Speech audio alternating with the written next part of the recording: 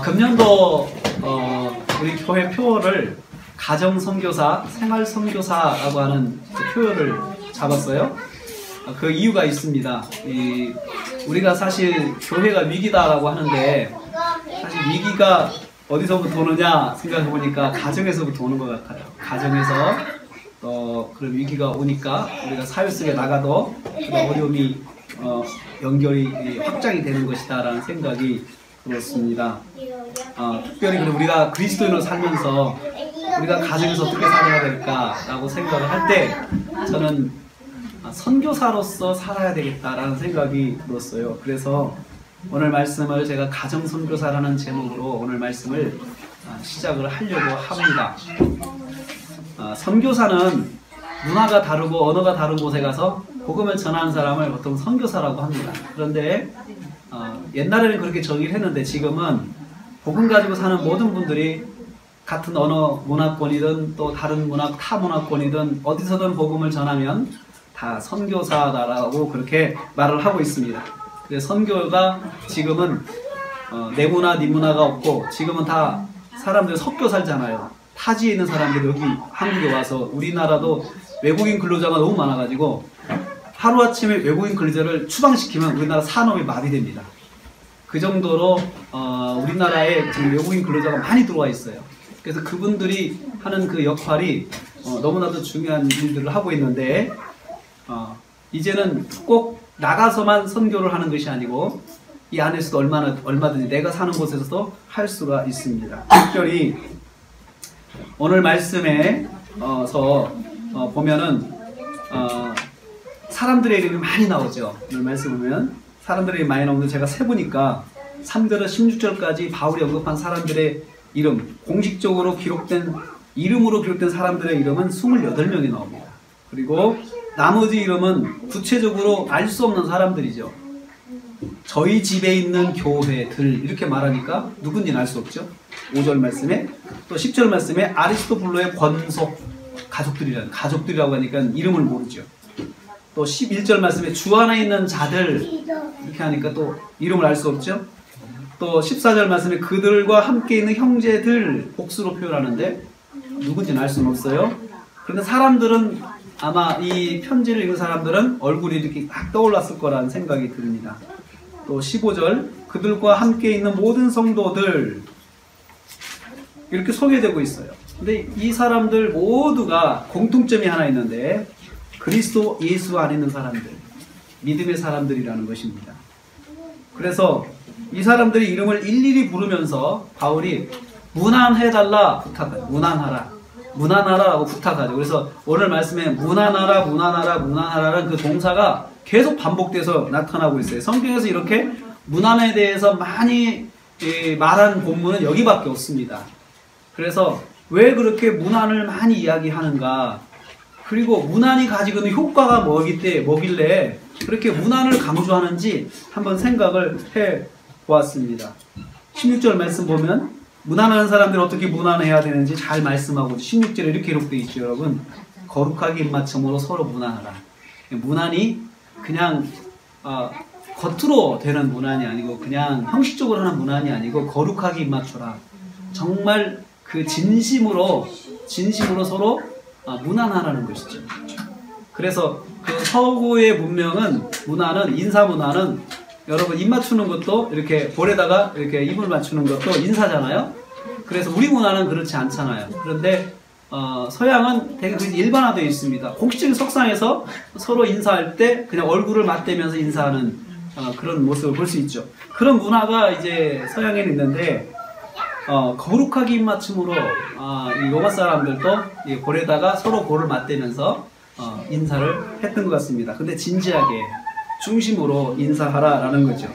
그래서 거룩하게 입맞춘다고 하는 것은 직접적인 만남을 말하는 거죠. 인사할 때, 문안할 때 직접적으로 만나서 그리고 진심으로 문안해줘라. 그럼 직접적으로 만나려면 어떻게 해야 되겠습니까? 찾아가야 되겠죠. 찾아가는 수고를 내가 해야 돼. 일부러 내가 찾아가서 그 사람에게 얼굴을 맞대고 인사를 해야 되는 그런 것이 바로 문안이 되겠습니다. 교회가 교회 안에서 가장 보편적인 사역 중에 하나가 문안이었어요. 문안. 그 교회가 가지는 보편적인 사역은 문안입니다. 이것을 다른 말로 하면 우리가 신방이라고 하죠.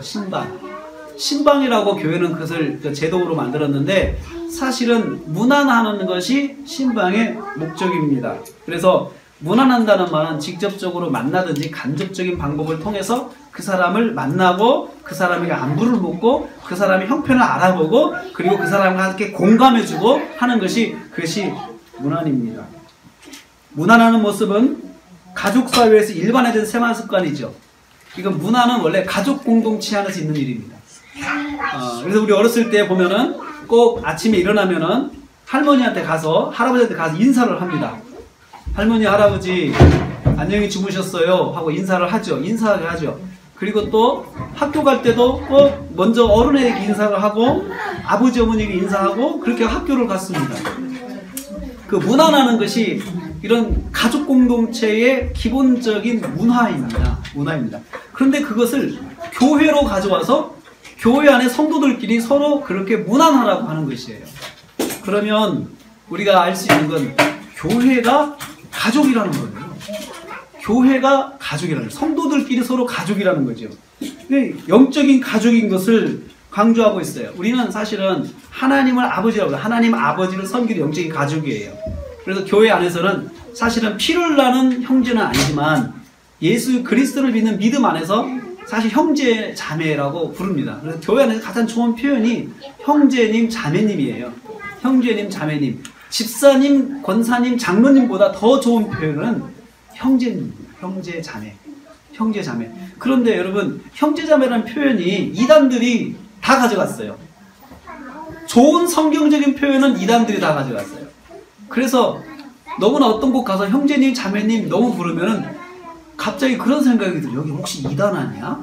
이런 생각이 들어요. 근데 원래 성경적인 표현이거든요, 그게.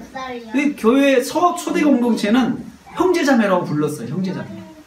그리고, 감독과 집사들만 그냥 몇 사람이 있는데 그분들에게만 그런 직분을 불렀지, 나머지는 다 형제요, 자매요, 이렇게 불렀습니다. 그리고 나이가 많든 나이가 적든 형제님, 자매님, 그렇게 불러서 같이 공동체가 가족처럼 지냈습니다. 그런데 우리가 형제자매라고 불렀을 때 가장 기본적으로 교회가 해야 할 일이 뭐냐면 문안하는 것입니다. 문안. 영적인 식구들을 문안하라라고 바울이 오늘 간곡하게 부탁을 하고 있습니다. 그런데 오늘 영적인 이 문안에 대해서 말하면서 오늘 말씀에서 눈여겨봐야 될 사람이 있어요. 이 사람은 누구냐면은 3절에 소개된 브리스길라하고 아굴라예요. 브리스가와 아굴라. 3절에 이 브리스가와 아굴라라는 사람이 이 사람이 나오는데 이 사람의 가정에 대해서 사도 바울이 언급을 좀 많이 했어요. 근데 이 사람은 원래 사도행전에도 이 사람이 나오는데 이 부분은 원래 부인은 헬라인이고 브리스가는 헬라 사람이고 아굴라는 유대인이에요.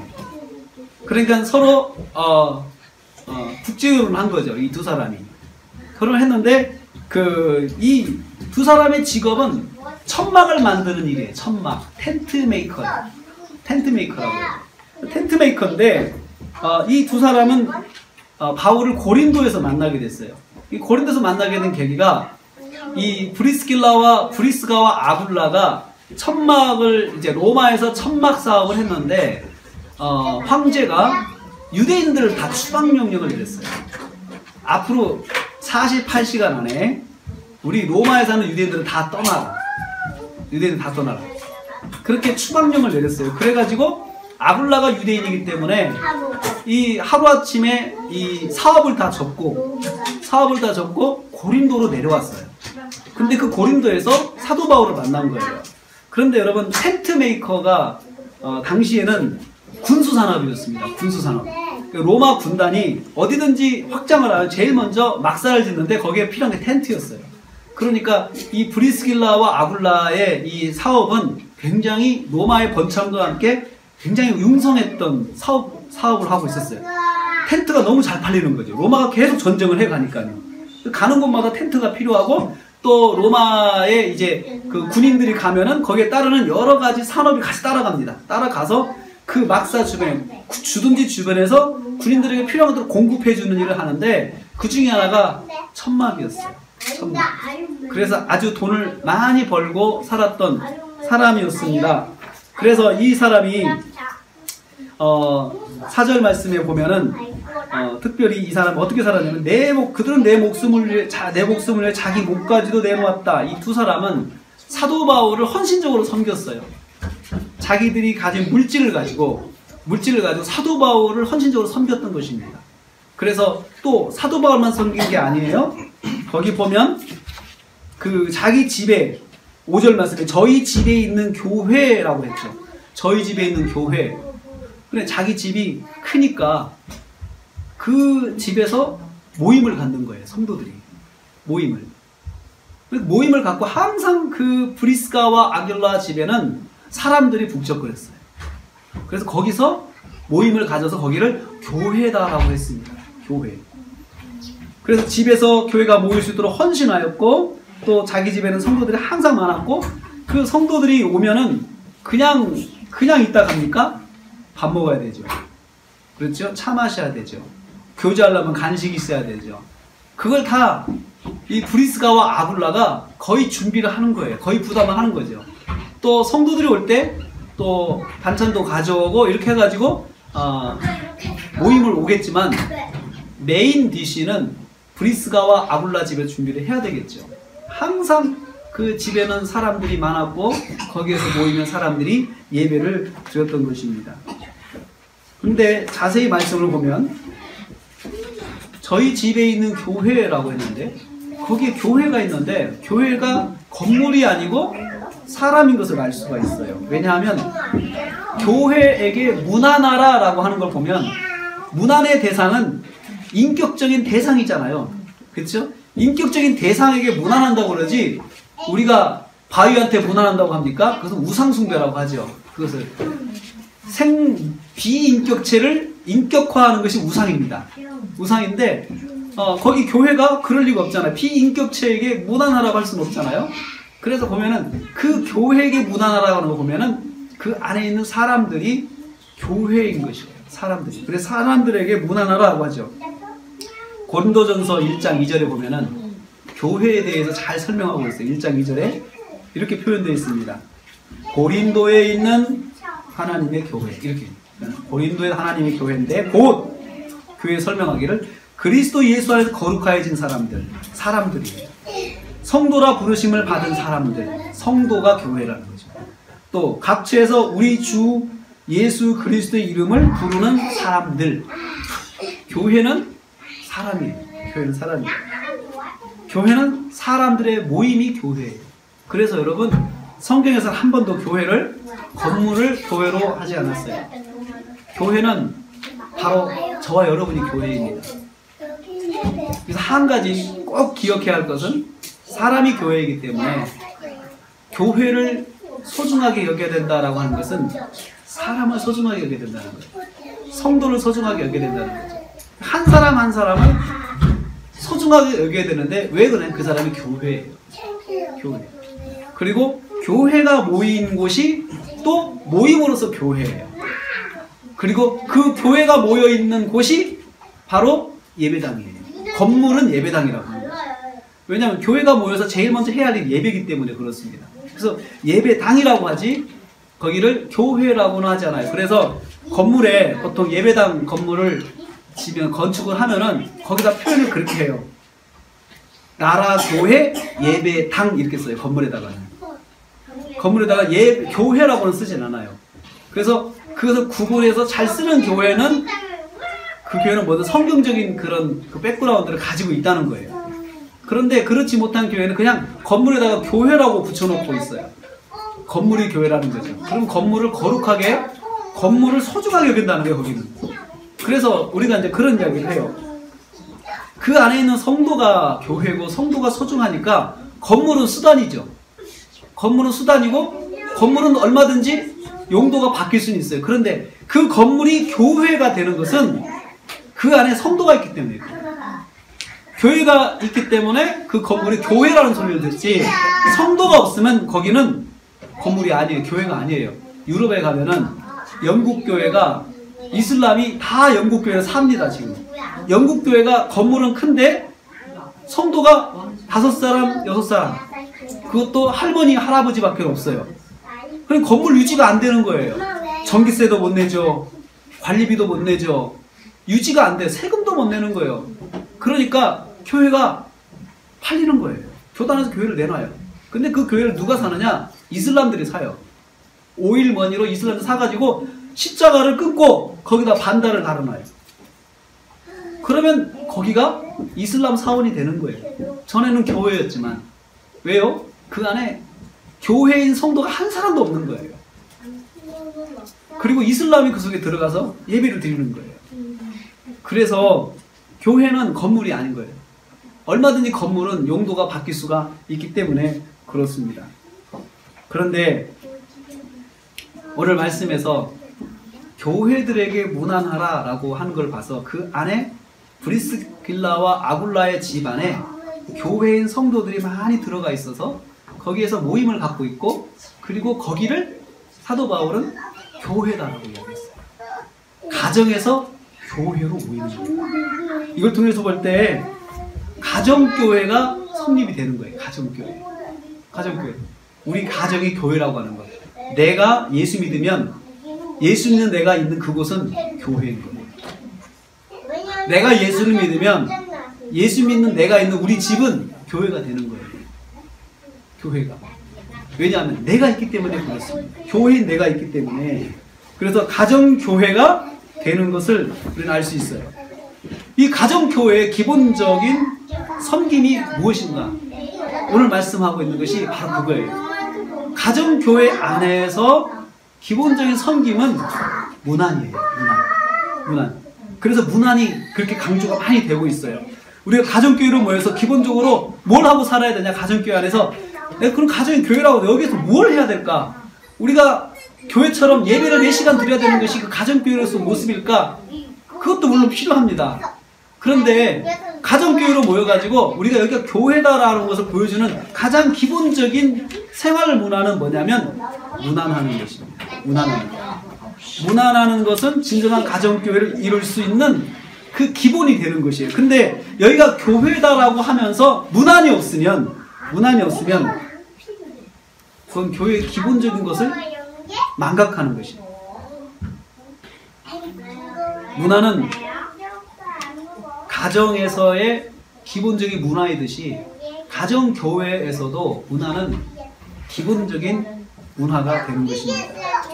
그래서 성도들은 각자의 가정에서 문안의 문화가 끊어지지 않도록 노력해야 돼요. 안 믿는 가족들과의 관계에서도 문안을 먼저 열어가야 돼요. 또 예수 믿는 가족들과 문안하는 것처럼 안 믿는 가족들하고도 문안의 문을 먼저 열어야 되는 것이 바로 예수 믿는 사람이에요. 우리 집이 교회이기 때문에 우리 집에 출입하고 우리 집과 관계된 모든 분들에게 문안을 해야 하는 것이에요. 그래야 진정한 의미의 가정교회를 세울 수가 있습니다. 그리고 우리가 선교사로서, 가정선교사로서 우리 가정을 어떻게 잘 이끌어갈 수 있느냐? 그 기본은 뭐냐? 기본적인 문화를 만들어야 되는데 그것은 바로 문안의 문화예요. 문안의 문화. 현대사회는 문안이 끊어진 가정의 모습으로 지금 치닫고 있어요. 문안의 단절이 가속화되고 있죠. 그래서 여러분, 문안이 안 되는 가정들, 고립된 가정들이 참 많습니다. 고립된 가정들이. 그리고 현대사회가 자꾸 사람들이 성향 자체가 고립으로 자기 자신을 자꾸 몰고 가요. 사람들과 관계를 끊어요. 사람들의 간섭을 싫어해요. 사람들과 연결되는 걸 싫어해요. 사탄은 그렇게 해서 고독한 사람들을 양산하고 있어요. 고독한 사람들, 소위 자기 자신이 외로워지도록 사는 사람들, 이런 사람들. TV에 보면은 나 혼자 산다 이런 문화, 나 혼자 산다 프로그램 있잖아요. 나 혼자 산다 프로그램은 혼자 사는 걸 굉장히 미워하고 있어요. 자기 중심으로 사는 걸 미워하고 있죠. 근데 현대 사회가 그런 사회입니다. 근데 이런 그 고독의 현대 문화는 이미 세기 말 1900년대부터 유럽에서 시작이 됐어요.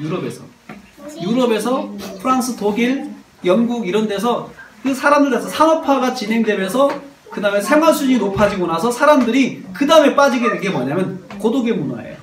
혼자 사는 거예요. 나 혼자 즐기고 나 혼자 노는 거죠.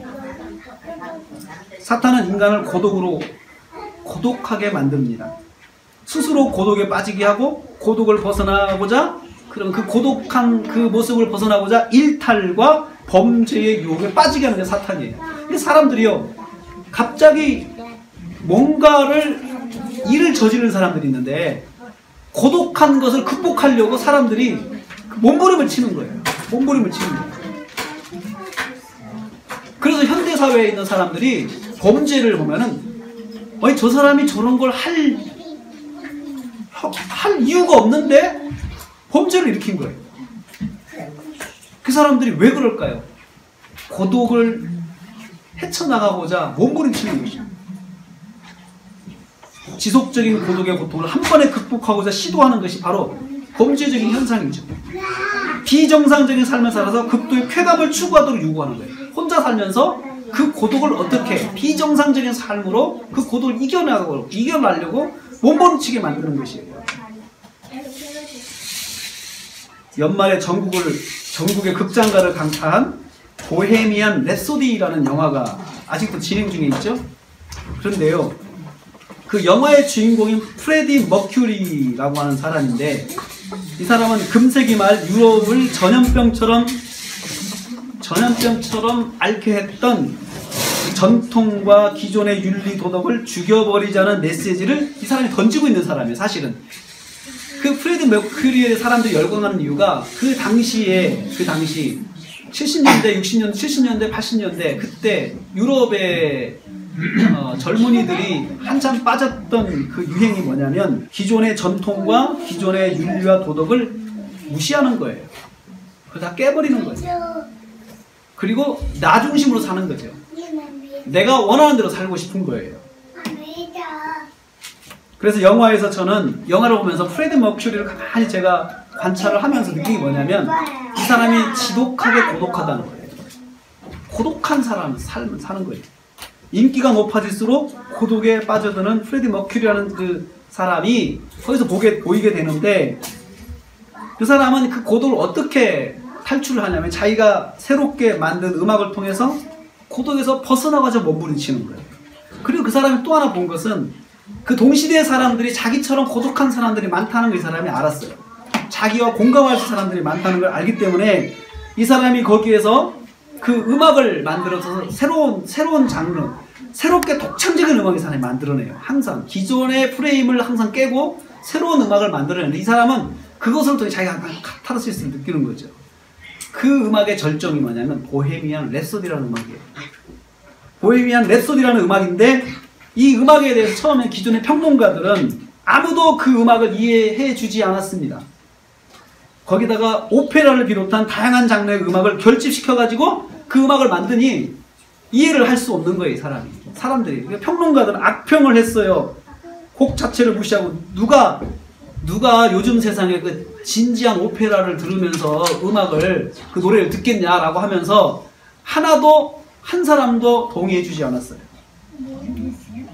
반드시 망할 것이라고 호평했습니다. 그렇지만 프레디 머큐리는 자신처럼 고독한 사람들의 마음을 간파했어요. 그래서 그는 강행했습니다. 그래서 보헤미안 랩소디를 발표하는 순간 사람들의 마음을 흡입하는 데 성공했습니다.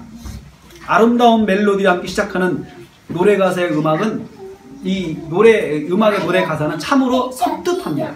저는 이 가사를 들으면서 옛날에는 그걸 못 느꼈는데 진짜 가사가 굉장히 살벌하구나.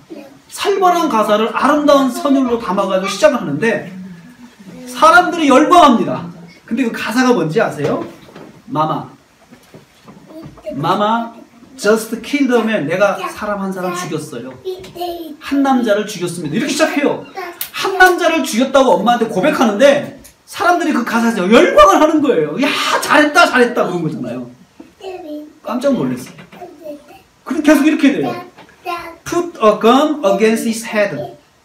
총을 그의 머리에다가 겨누고, 그리고 pulled my trigger. 방아쇠를 당겼어요.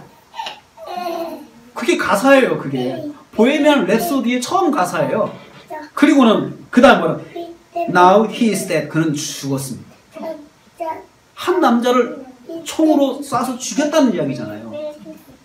그러면서 처음에 시작을 이 사람이 피아노 치면서 마마 시작 사람들은 우와 그래요. 근데 가사는 사람 죽였다는 거예요. 한 남자를 죽였다는 거예요. 지금 이해가 안 됐어요. 가사는 알겠는데 왜 저렇게 노래를 할까 이해가 안 됐어요. 그런데 김정은이라는 문화심리학자가 이것을 해석을 했어요.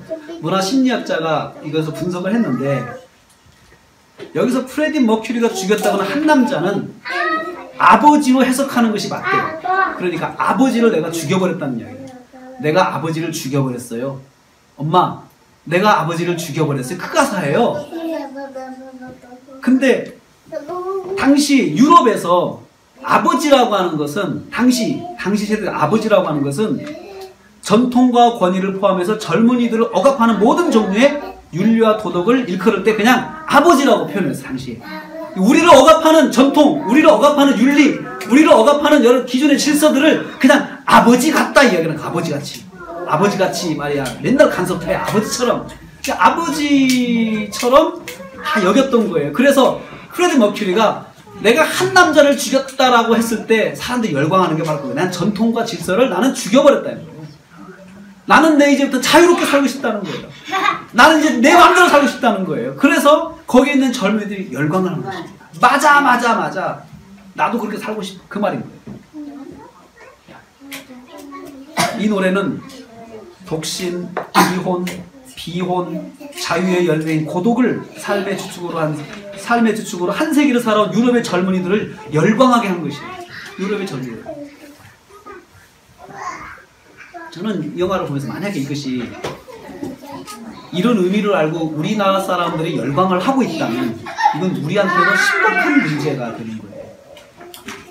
우리 사회도 이미 기존의 질서, 기존의 법칙, 기존의 어떤 문화 이것들을 깨뜨리고 무너뜨리고자 하는 그런 사람들의 의식이 이미 자리 잡고 있다는 거예요.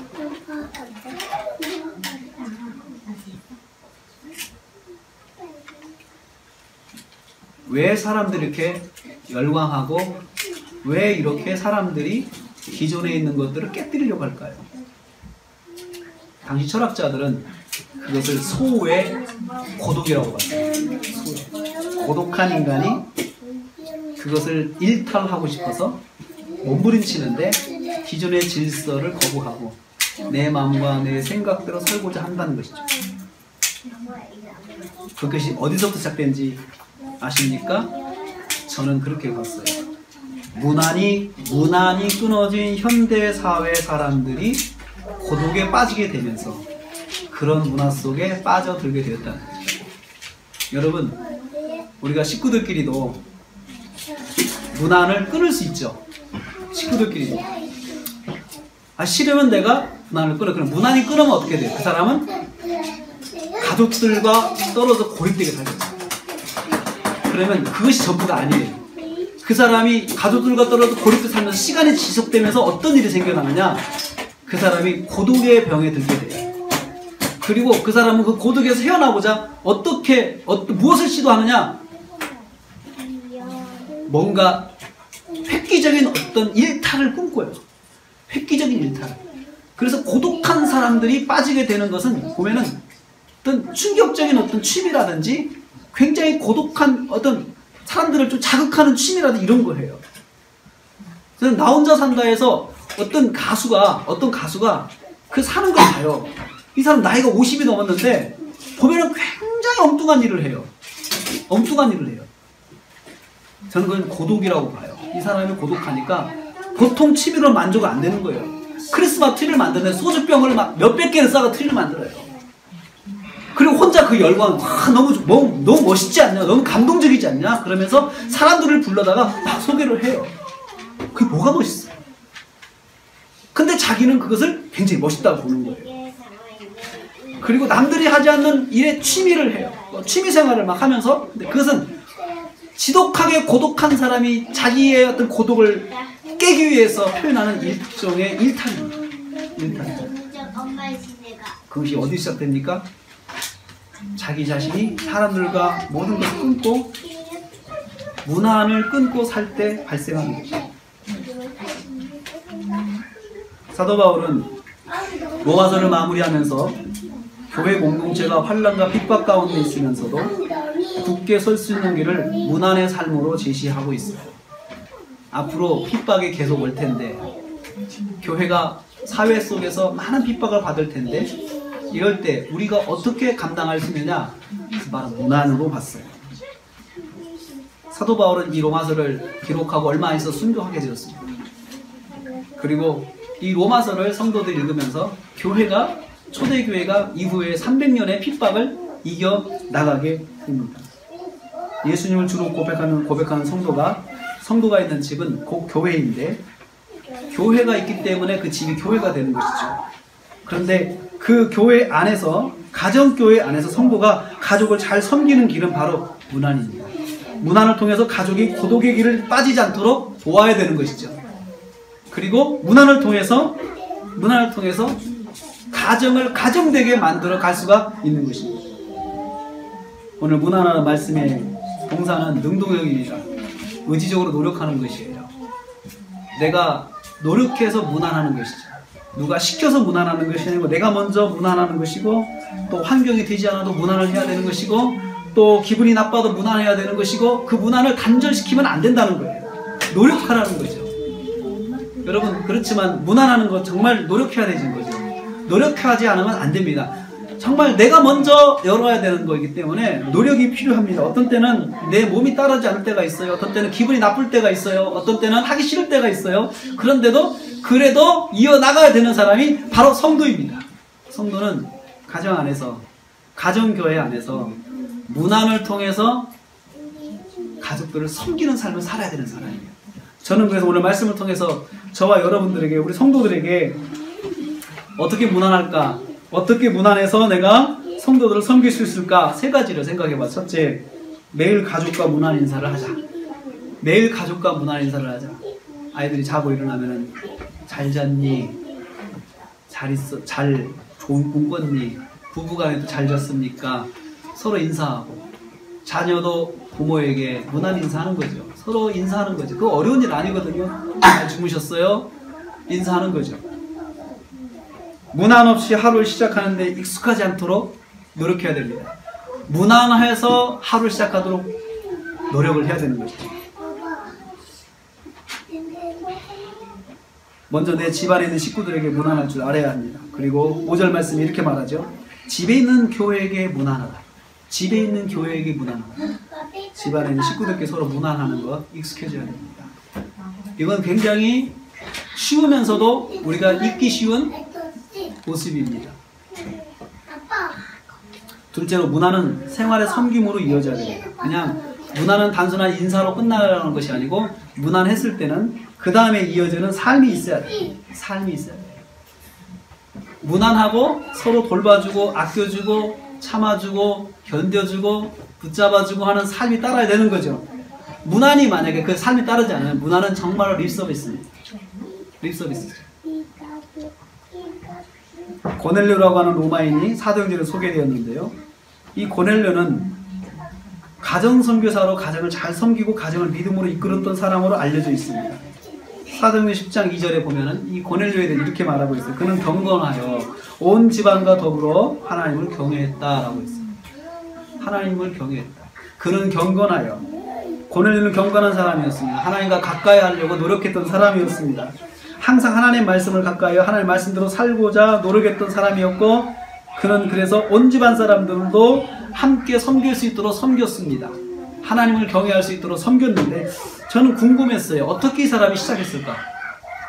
사도 바울이 그 답을 줬어요. 저는 고넬료가 하나님을 경외한 만큼 하나님 말씀대로 살았는데, 그것은 곧 가족들을 문안하는 것으로 시작했을 것이다 생각을 합니다. 문안하는 것. 문안하는 것은 여러분 돈 들지 않습니다. 돈 들지 않습니다. 우선 당장 내가 말로 시작할 수가 있죠. 가장 쉬운 것인데 우리가 가장 잊기 쉬운 것이 문안입니다. 문안으로 시작해서 가족들을 섬기고 친척들을 섬기고, 그리고 나서 생활 속에서 말씀대로 가족들을 돕고 섬기는 일을 했기 때문에 고넬료의 친척들이 다 고넬료를 통해서 예수를 알게 되었던 것이에요. 그리고 고넬료가 내가 지금 귀한 말씀을 드리려고 하는데 식구들을 초청했을 때 식구들이 다 고넬료의 말을 따라준 것은 고넬료가 본인이었기 때문에 그렇습니다. 저는 그 시작을 문안으로 열었다라고 생각을 합니다. 셋째로 문안의 대상을 가정 밖으로 넓혀가야 됩니다. 문안의 대상을 오늘 말씀에서 사도 바울은 성도들의 문안의 대상을 다양한 계층의 사람들에게 적용하고 있습니다.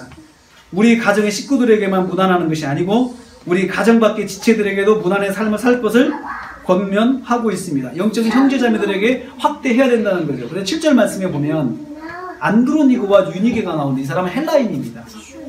헬라인이에요. 그러니까 인종이 다른 사람이죠. 이 사람도 문안하라라고 했습니다.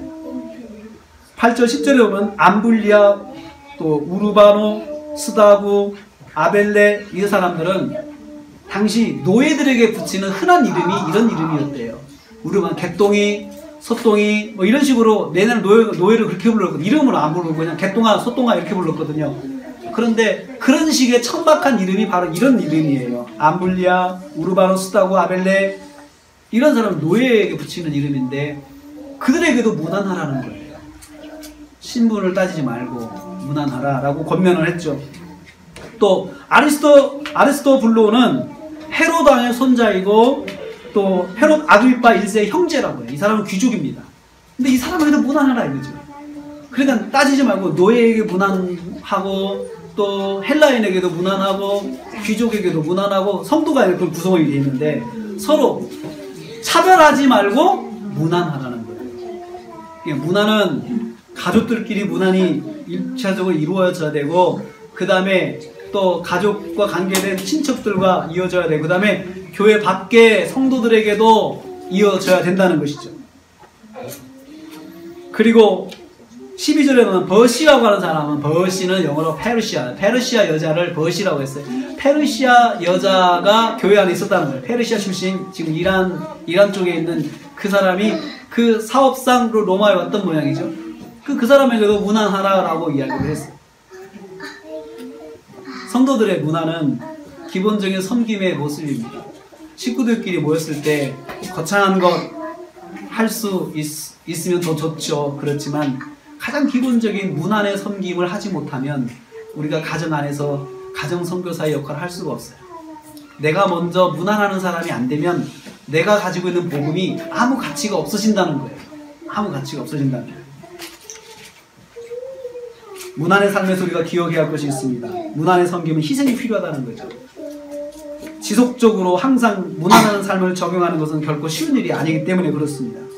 먼저 문안하는 사람이 자존심 상할 수 있죠. 내가 뭔데 내가 왜 먼저 인사를 해야 돼? 우리 그럴 수 있잖아요. 안녕하세요, 안녕하세요. 참 우리는 그 인사하는 거 쉽지 않습니다. 우리 문화가 좀 그렇게 안 돼 있기 때문에 우리는 벌써 사람 보면은 인상을 딱 쓰게 되잖아요. 근데 사실 우리 마음은 안 그렇거든요. 근데 외국 사람들이 한국 사람들을 볼 때 첫 번째 인상을 좀 이야기해보라 그러면 화난 것 같다고 그래요. 화난 것 같다고. 근데 사실은 안 그렇대요. 한국 사람들 알고 보면 사실은 굉장히 따뜻한 사람들인데 처음 보면 화난 사람 같다는 거죠. 근데 우리도 모르게 우리가 그런가 봐요. 근데 사실 우리는 안 그렇잖아요. 우리도 인사하고 싶고 친하고 싶고 이런 마음이 있는데 또 현대사회가 되면서 각박하고 그러다 보니까 요즘에는 아무거나 인사하면 안 된다 그래요. 아무거나 인사하면 안 된다 그러고 애들한테도 교육하잖아요. 아무거나 따라가지 마라 교육하잖아요. 근데 사실 세상이 험해서 그런 건데 참 그것은 아이들에게 슬픈 세상을 가르치는 거예요. 아무거나 인사하고 칭찬받고 그럴 수 있는 세상이 아니고 그냥 믿을 수 없다고 사람들을 차별하는 세상, 그런 세상에 살게 하는 거예요. 그런데 그러려면 우리가 희생해야 돼요. 오해를 받더라도 안녕하세요, 안녕하세요. 인사해서 싫을 사람 없습니다. 운동을 하면서 산에 가서 마주치고 산에서 사람들이 좁은 길에서 이렇게 서로 크로스 하려고 가다 보면은 서로 이렇게 비켜주거나 아니면 비켜주면서 안녕하세요, 안녕하세요 하면 참 기분이 좋아요. 근데 저도 그렇게 하려고 하는데 잘 안 되더라고요. 잘 안 돼요. 그런데 어떤 분은 그런 분이 있어요. 만난 사람 안녕하세요, 안녕하세요, 안녕하세요, 계속 지나가는 거예요. 계속 지나가는 거예요. 참 기분이 좋습니다. 성도가 있는 가정은 교회입니다. 성도는 가정에서 선교사의 삶을 살아야 하는 사람들입니다. 가정에서 주님의 영광을 드리는 삶을 살아야 하는 사람입니다. 가족 관계에서 교회를 이루어야 되는데 어떻게 해야 되느냐? 이렇게 시작을 하기를 원합니다. 문안입니다. 문안의 문화를 가정에서 만드십시오.